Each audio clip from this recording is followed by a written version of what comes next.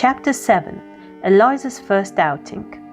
Eliza worked with Professor Higgins for hours every day, learning to speak the English language the way a lady would speak it. Higgins made Eliza repeat the same vowel sounds over and over again until she was exhausted, while he kept striding about the room restlessly. "Stop and say it again," Higgins would say, roaring with anger. "I can't," Eliza would insist.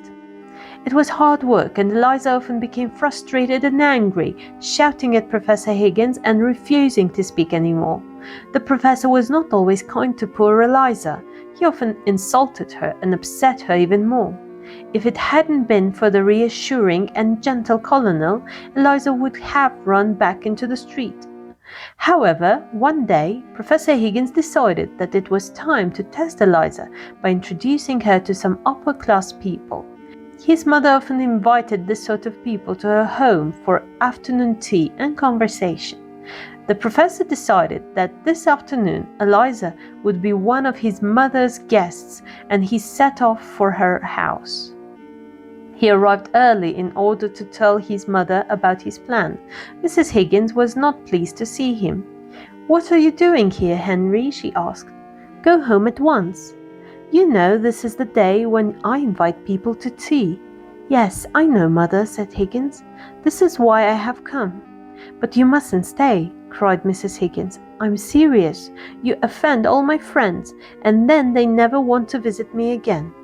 "Nonsense," cried Higgins. "I know I'm not good at small talk, but people don't mind. Anyway, I've got a job for you. I've picked up a girl. She's coming to see you."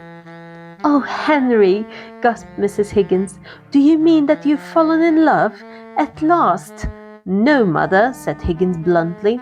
"I can't be bothered with young women who hardly resemble you. This girl is a project.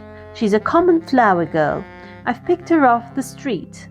"And you invited her to my at-home day?" Mrs. Higgins cried in despair. "Don't worry," said Higgins. "I've taught her to speak properly, and I've told her only to talk about the weather and everybody's health. It will be quite safe." "Oh, Henry, how could you be so silly?"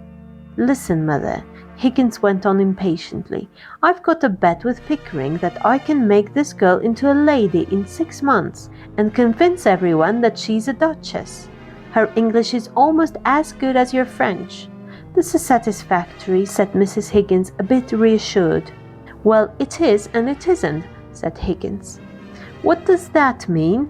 his mother asked, becoming alarmed again. "Well," said Higgins, "she pronounces all her words properly.